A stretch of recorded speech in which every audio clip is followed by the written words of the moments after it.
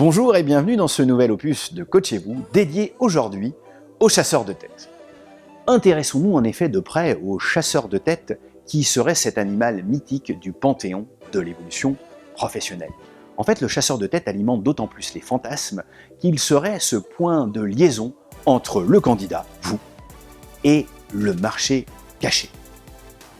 Il serait ce Sésame, ou pour rester dans la thématique de la mythologie grecque, cet envoyé des dieux, cet Hermès, chargé de mettre en relation des professionnels avec son client, l'entreprise, qui fait appel à lui pour des recrutements bien spécifiques qui ne font pas l'objet d'une offre d'emploi public. C'est dans ce cadre que j'ai le plaisir de recevoir Vianney Basse, qui est chasseur de tête dans un grand cabinet français, et que je vais questionner sur les règles fondamentales du marché. Dans le pays d'experts qui est le nôtre, peut-on en effet valablement espérer pouvoir changer de secteur, pouvoir changer de fonction? Les listes de chasse comportent-elles désormais des demandeurs d'emploi?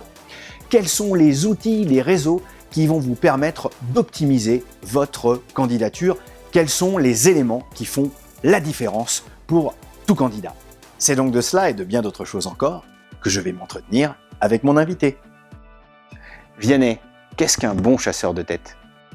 Parfois, on se moque des chasseurs de tête en disant que ce sont des matchmakers ou des agences matrimoniales ou ce genre de définition. C'est pas tout à fait faux, parce qu'en fait, finalement, c'est se faire se rencontrer à un moment une entreprise, une organisation, une assoce qui a besoin d'un talent, et ce même talent qui parfois n'était même pas au courant, on n'avait même pas envie de bouger, mais qui, confronté à cette offre qui vient d'un peu nulle part, ça va faire clic et ça va changer parfois le cours de son existence. Qu'est-ce qui fait qu'un chasseur de tête est estimé et reconnu par ses clients? C'est une bonne question, Laurent. Pour moi, le chasseur de tête, c'est celui qui connaît par cœur ses clients. C'est ausculter son client, le connaître comme un bon médecin de campagne. Ensuite, un chasseur de tête, c'est quelqu'un qui a une vraie éthique et qui inscrit sa démarche dans le long terme. Parce qu'il ne faut pas oublier que quand on place quelqu'un, quand on le chasse, on lui fait prendre un tournant dans sa carrière, mais également dans sa vie personnelle. Et puis enfin, un chasseur de tête, pour être un bon chasseur de tête, je pense qu'il faut être extrêmement persévérant. C'est un métier qui est très dur, un métier de conseil, dans lequel la concurrence est rude. Et donc cette touche personnelle et humaine fait qu'on n'est jamais complètement dans le vrai et que tout est remis en cause très rapidement. Vianney, il se dit qu'historiquement, un chasseur de tête ne présentait pas de demandeurs d'emploi parmi ses candidats. Or, selon les statistiques, c'est désormais à minima un candidat sur 5 qui est demandeur d'emploi sur les listes de chasseurs de tête. Je voulais avoir ton avis sur la question.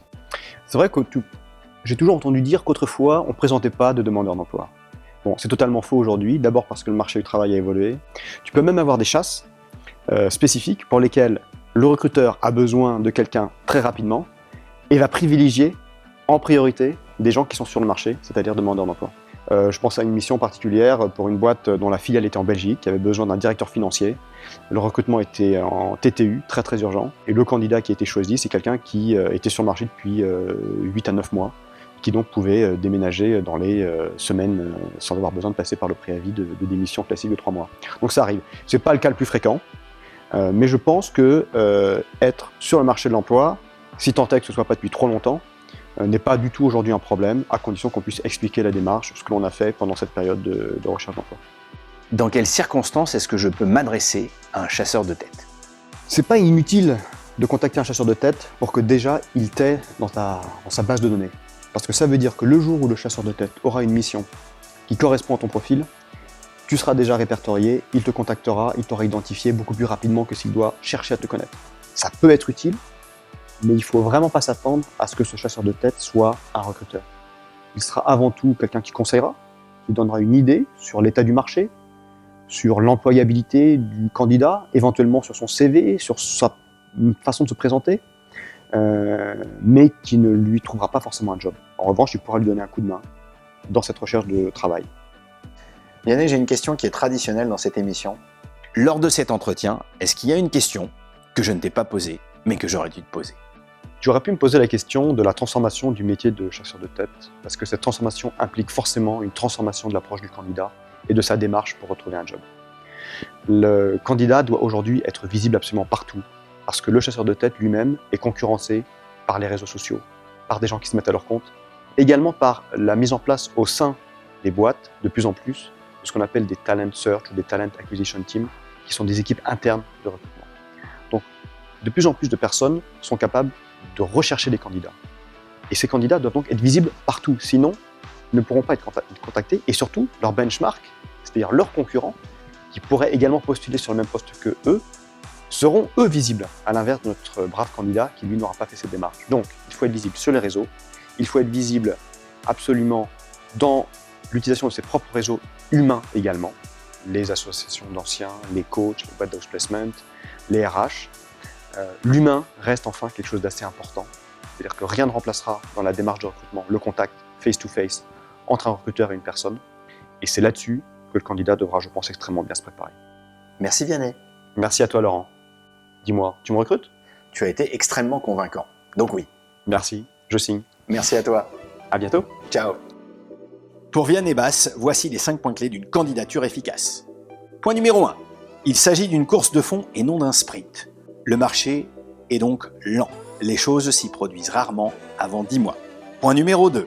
Dans vos recherches, soyez partout. Ayez accès à un maximum de professionnels du recrutement. Soyez sur tous les réseaux possibles et imaginables. Point numéro 3. Le recrutement, c'est souvent l'histoire d'une rencontre humaine. Donnez envie. Point numéro 4. Sachez parler de tout, y compris de vos échecs. Tirez-en la substantifique moelle et montrez en quoi ils vous ont permis d'avancer. Point numéro 5. Utilisez votre réseau et sachez vous faire recommander. J'espère que vous aurez passé un moment aussi agréable qu'instructif. D'ailleurs, si vous voulez en savoir plus sur mon invité, je vous donne rendez-vous sur mon site www.step-ahead.coach. En attendant, je vous dis au revoir et à très bientôt sur Coachez-vous.